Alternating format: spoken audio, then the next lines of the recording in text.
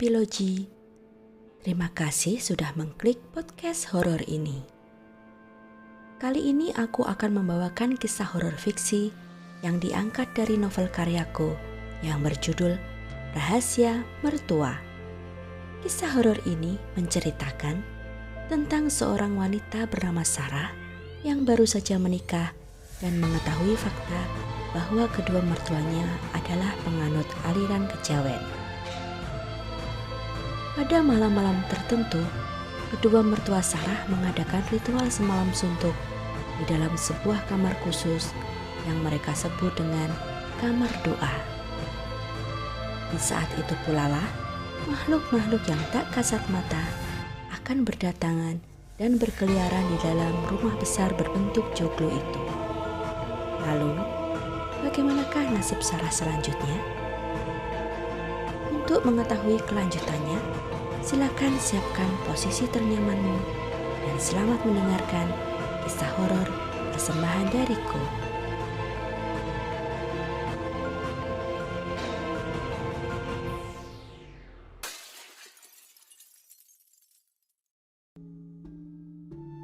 Dua tahun yang lalu, sesosok bayangan berkelebat cepat di sela pepohonan hutan alas pati, lalu merayap masuk ke dalam ceruk gua yang sempit. Gua itu terletak di atas tebing bukit kapur yang terjal. Posisi mulut gua yang menghadap ke atas dan tertutup oleh rimbunnya pepohonan membuatnya tersembunyi dari pandangan manusia manapun. Sosok itu ternyata adalah seorang perempuan cantik dengan rambut panjang yang halus menjuntai hingga ke lantai. Perempuan itu menjerang air di dalam sebuah mangkuk keramik besar di atas tungku yang terbuat dari tanah liat. Diambilnya segenggam dedaunan dari sebuah kantong kain, lalu dimasukkannya ke dalam air yang mulai mendidih. Setelah mengaduk ramuan itu untuk beberapa saat, perempuan itu duduk bersila di atas sebuah batu dengan gelas bambu berisi ramuan dedaunan di hadapannya. Perempuan itu pun memejamkan mata dan mulai merapal mantra.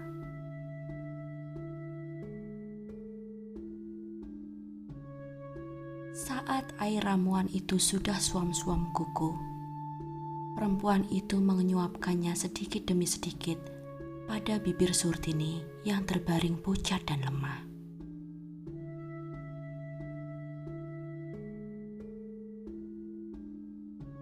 Pada hari kedua, Surtini sudah bisa membuka matanya. "Siapa kau? Mengapa aku ada di sini?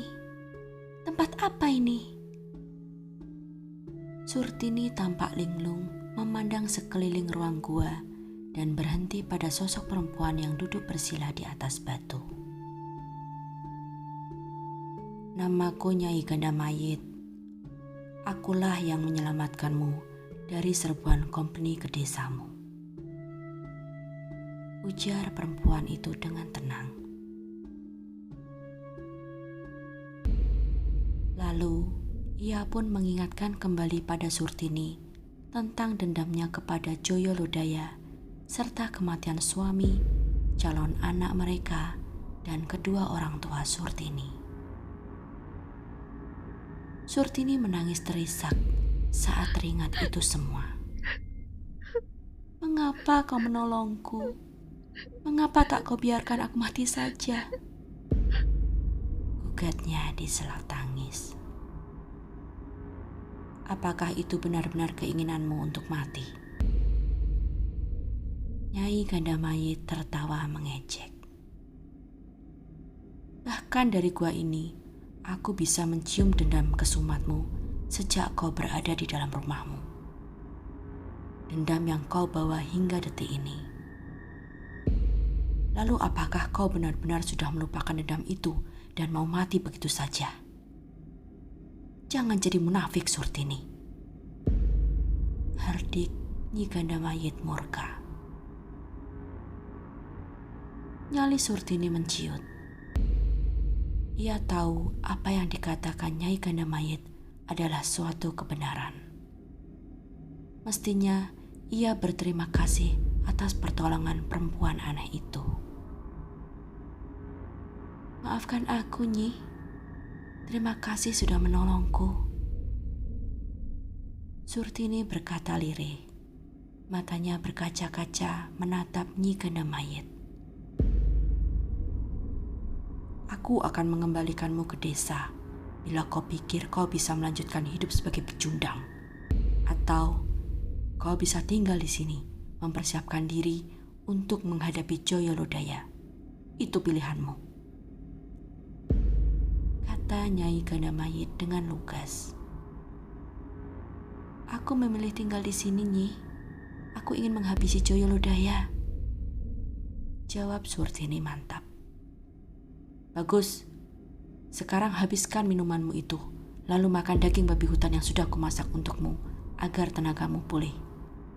Setelah itu, aku baru bisa mengajarimu ilmu kanuragan. Mendengar kata babi hutan membuat perut Surtini bergejolak. Namun, ia merasa sangat lapar. Entah sudah berapa lama saat terakhir kalinya ia makan sesuatu. Ia beringsut duduk saat Nyi Ganda Mayit menyodorkan seonggok daging yang sudah direbus dan dialasi dengan selembar daun jati. Rasanya lumayan. Entah bumbu apa yang digunakan perempuan itu untuk merebus daging itu. Tekstur dagingnya sedikit liat dan agak pahit. Namun Surtini menghabiskannya tak bersisa. Nyi Ganda Mayit terkekeh senang melihatnya. Demikianlah, semenjak itu setiap harinya Surtini selalu makan daging rebus serta meminum ramuan yang disediakan oleh Nyi Ganda Mayit. Setelah makan, Nyi Ganda Mayit akan melatihnya ilmu kanuragan di tengah hutan hingga petang tiba. Saat malam, Surtini diharuskan menjalani ritual dengan cara duduk bersila dengan mata terpejam di atas batu besar dan membaca mantra berulang-ulang hingga pagi tiba. Sesekali Nyai Ganda Mayit meninggalkannya beberapa saat untuk berburu. Hal itu menjadi rutinitas bagi Surtini dan ia menjalaninya tanpa sedikit pun mengeluh. Semenjak meminum ramuan Nyi Ganda Mayit itu, Surtini nyaris tak pernah lagi tidur. Ia selalu waspada dengan mata terbuka lebar. Setiap hari ia selalu mengingatkan dendam kesumatnya pada Joyo Lodaya. Kebenciannya kepada lelaki itu semakin menjadi-jadi setiap kali Nyi Ganda Mayit berbicara tentang dia.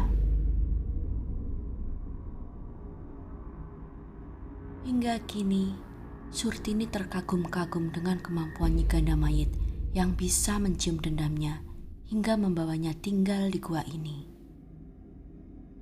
Surtini tak tahu berapa usia perempuan itu. Ia hanya merasa aneh memanggil perempuan itu dengan sebutan Nyi yang biasanya digunakan untuk memanggil seorang wanita tua. Aku sudah lama hidup, Surtini. Sudah terlalu lama, jawab Nyi Ganda Mayit suatu ketika saat Surtini menanyakannya.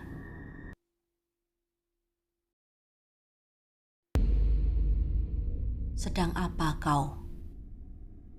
Nyi Ganda Mayit menatap tajam kepada Surtini yang duduk bersandar di dinding gua seraya menatap hamba pada api unggun yang menyala kecil. Surtini menggeleng tanpa menjawab. Ia baru saja menyelesaikan ritualnya. Kamu lapar? Tanya Nyi Ganda Mayit. Surtini menggeleng.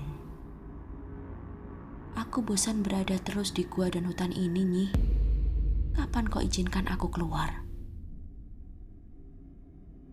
Nyi Ganda Mayit melemparkan sebuah kantong ke sudut gua. Ia seolah mengacuhkan keluhan Surtini. Perempuan itu duduk di atas sebuah batu besar. Beberapa hari lagi purnama akan bulat penuh. Kita akan mengadakan persembahan. Setelah itu, barulah kau bisa meninggalkan gua ini dan menuntaskan dendammu. Kau bebas melakukan apa saja yang kau mau.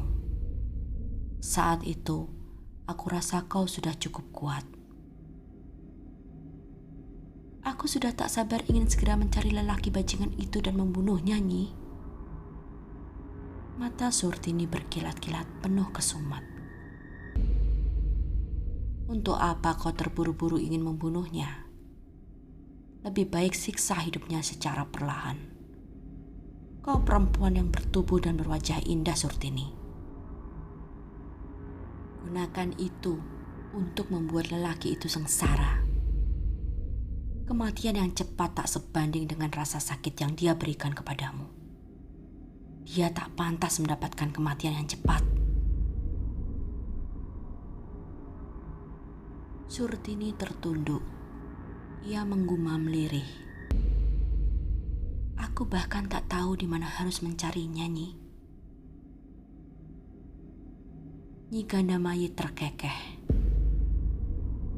Semalam aku menemuinya, melihatnya bergumul dengan istri barunya di dalam tenda. Surtini terkesiap. Ia memandangi Nyi Ganda Mayit lekat-lekat. Benarkah? Di mana dia? Dia sudah menikah? Ya, bahkan aku juga berhasil membunuh 2 orang sepupunya.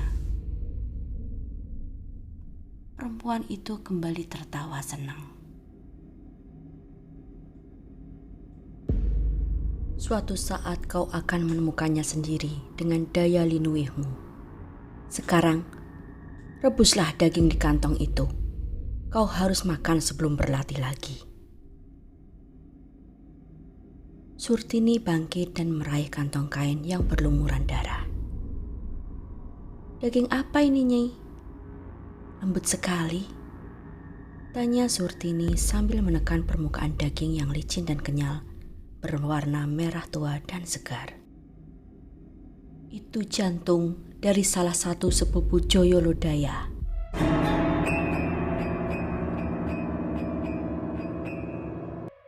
Nyi Ganda Mayit tertawa keras. Surtini terkejut luar biasa dan menjatuhkan jantung itu ke lantai gua. Ia tak mampu berkata-kata. Wajahnya pucat pasi menahan mual. Aku tak makan daging manusia, Nyi. Suaranya bergetar, menahan tangis dan keinginan untuk muntah. Oh ya? Lalu apa yang kau makan sejak 2 tahun yang lalu, Surtini? Jangan bodoh. Sejak pertama kali kau berada di sini, kau sudah makan daging salah satu bule company yang kusayat dari salah satu pembunuh orang tuamu. Bagaimana rasanya? Enak sekali, bukan?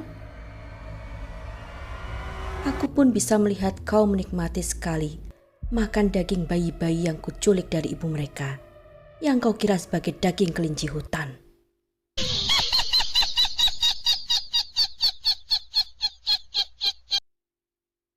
Surtini jatuh terkulai ke lantai gua. Semenjak kejadian pembunuhan yang menimpa Sabto dan Hadi, kemarahan Joyo Lodaya kepada company pun semakin membara. Kedua sepupunya hanyalah bekerja sebagai petani dan tukang kayu. Hanya warga desa biasa yang tak pernah bertempur. Tak sepantasnya mereka terbunuh dengan cara keji seperti itu. Hal itu membuat Joyo Lodaya semakin menggila. Ia bukan hanya membunuh dengan sekali tebas pedang atau menembakkan 1 peluru dari pistol hasil rampasannya, namun juga merusak wajah dan mencacah tubuh para korbannya. Ia memperlakukan para korbannya seperti cara Sabto dan Hadi menjemput ajal. Tentu saja hal itu membangkitkan kengerian sekaligus kemarahan para company. Bahkan Kapten Justin van de Court sampai mengadakan sayembara berhadiah ratusan keping golden dan emas kepada siapa saja yang berhasil mempersembahkan kepala Joyolodaya untuknya.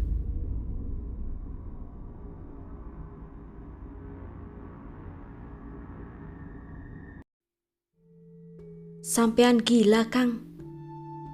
Nama sampean sekarang kondang disebut di mana-mana dan jadi buruan company dengan harga selangit. Hati-hati, Kang. Waluyo memperingatkan saat Joyolodaya mengunjungi sahabatnya itu. Joyolodaya hanya tersenyum. Ia meletakkan rokok kreteknya di atas asbak yang terbuat dari potongan bambu yang permukaannya telah dihaluskan. Diraihnya gelas kopi yang disajikan oleh Nyai Ambarsari, istri Waluyo. Mereka telah merusak pesta pernikahanku, Kang. Pesta yang sudah kurencanakan berbulan-bulan lamanya berantakan karena peristiwa pembunuhan itu. Keluarga besarku berkabung, bahkan istriku menjadi trauma dan ketakutan setiap kali ku tinggal pergi seperti sekarang. Ya, aku bisa mengerti. Mereka seperti sengaja menerormu tepat di hari pernikahanmu, ujar Waluyo. Itulah. Namun meski demikian, aku tak pernah gentar menghadapi mereka, jawab Joyolodaya. Lelaki itu kembali meraih rokoknya, menghisap dan menghembuskan asapnya membentuk lingkaran-lingkaran yang semakin memudar. Kalau aku dalam posisi seperti Jeng Retno, pasti aku juga akan sangat ketakutan, Kang. Dia kan masih muda belia, anak priayi pula. Apalagi nanti kalau dia sedang hamil tua seperti aku ini. Sela Nyai Ambarsari seraya mengelus perut buncitnya. Retno juga sedang hamil, Nyai. Hamil besar juga, sama sepertimu, jawab Joyolodaya dengan senyum mengembang lebar. Nyai Ambarsari membelalak dan tersenyum senang. Benarkah? Ia menatap sang suami. Mungkin kita bisa berpisah dengan mereka, Kakang, ujarnya antusias. Waluyo tertawa. Ia menjabat tangan Joyolodaya dan tangan kirinya menepuk-nepuk lengan sahabatnya itu. Selamat, Kang. Lalu berpaling kepada istrinya. Ya, semoga saja ya. Lalu di manakah Jeng Retno sekarang, Kang? Tanya Nyai Ambarsari. Di rumah Demang Arya Kusuma, kakak iparku. Ia yang meminta Retno untuk tinggal di sana. Setidaknya sampai anak kami lahir. Memang lebih baik begitu. Ia aman berada di sana. Demang Arya Kusuma akan menjaganya selama aku tak ada. Waluyo dan istrinya mengangguk berbarengan. Memang sangat berbahaya bila Retno tinggal tanpa Joyolodaya di rumah mereka. Apalagi bila sang suami adalah buronan tentara company. Jadi, apakah kita akan tetap menjalankan rencana semula, Kang? Tanya Waluyo. Tentu saja kita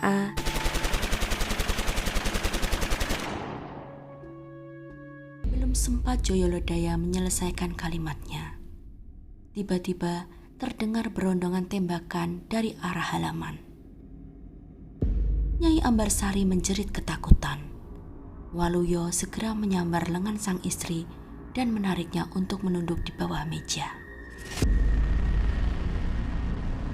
Joyo Lodaya sigap menarik sebuah kursi dan melindungi tubuhnya. Ia menggenggam erat pedangnya. Pintu depan roboh ditendang oleh beberapa tentara Belanda. Mereka segera menyebar di dalam ruang tamu itu.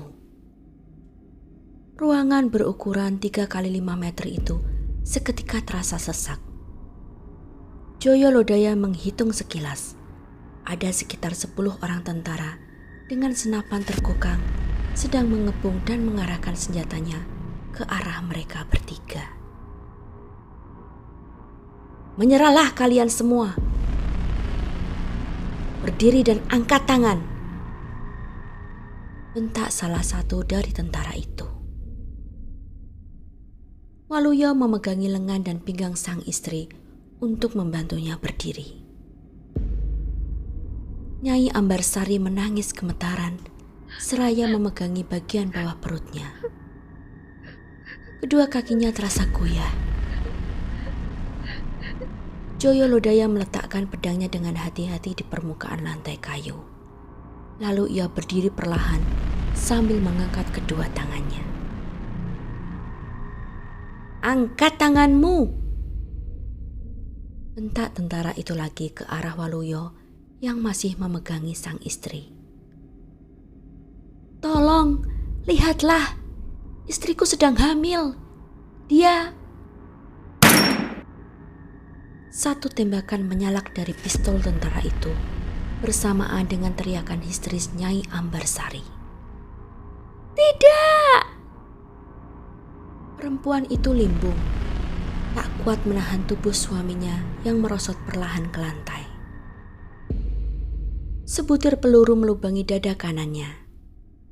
Darah segar mulai bergolak keluar dari mulut Waluyo. Nyai Ambarsari terjatuh dengan bahu dan kepala sang suami yang menyandar di perut buncitnya.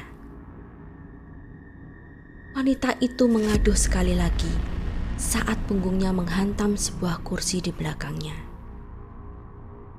Air mata Nyai Ambarsari semakin deras mengalir. Tentara itu kembali mengangkat pistolnya dan mengarahkannya kepada Nyai Ambarsari. "Hentikan!" Joyo Lodaya marah luar biasa. Secepat kilat, ia merunduk untuk menyambar pedangnya. Semua senapan tertuju kepadanya dan memberondongnya dengan tembakan beruntun. Sebuah keanehan terjadi. Semua peluru itu mental. Tak ada yang masuk ke dalam kulitnya. Peluru-peluru itu jatuh ke lantai kayu dengan suara yang berisik sebelum menyentuh permukaan kulitnya. Semua orang di ruangan itu pun tercengang, termasuk Waluyo dan Nyai Ambarsari. Untuk pertama kalinya, di depan mata kepala mereka sendiri, mereka membuktikan bahwa Joyo Lodaya kebal senjata. Lelaki itu menjadi semakin beringas. Dengan pedang di tangan, ia merangsek ke arah para tentara dan menghunus pedangnya. Satu persatu para tentara itu ambruk ke lantai dengan kepala terpenggal, pinggang terpotong, atau lengan yang menjadi buntung. Teriak kesakitan, jeritan kengerian, bercampur baur dengan suara senapan yang menyalak dan teriakan Joyo Lodaya. Suasana menjadi kacau balau. Darah membanjiri seluruh ruangan. Waluyo menggelosor di pangkuan Nyai Ambarsari yang jatuh pingsan. Beberapa menit kemudian, suasana menjadi hening. Semua tentara Belanda itu telah kehilangan nyawanya. Ruang tamu telah menjelma menjadi ajang pembantaian. Joyo Lodaya mengelap pedangnya dengan seragam salah satu tentara, lalu menyarungkannya kembali. Ia berjalan menghampiri Waluyo dan bersimpu di hadapan sahabatnya itu. Tolong selamatkan anak dan istriku, Kang. Sudah tak aman lagi baginya bila berada di sini. Mereka pasti akan kembali. Anggaplah anak dan istriku sebagai keluargamu sendiri. Susah payah Waluyo mencoba berkata di sela darah segar yang memenuhi rongga mulutnya. Joyolodaya mengangguk. Akan kujaga mereka dengan sepenuh hati, Kang. Jangan khawatir. Pergilah dengan tenang. Ia tahu Waluyo tak bisa tertolong lagi. Digenggamnya tangan Waluyo bertepatan dengan hembusan napas terakhirnya.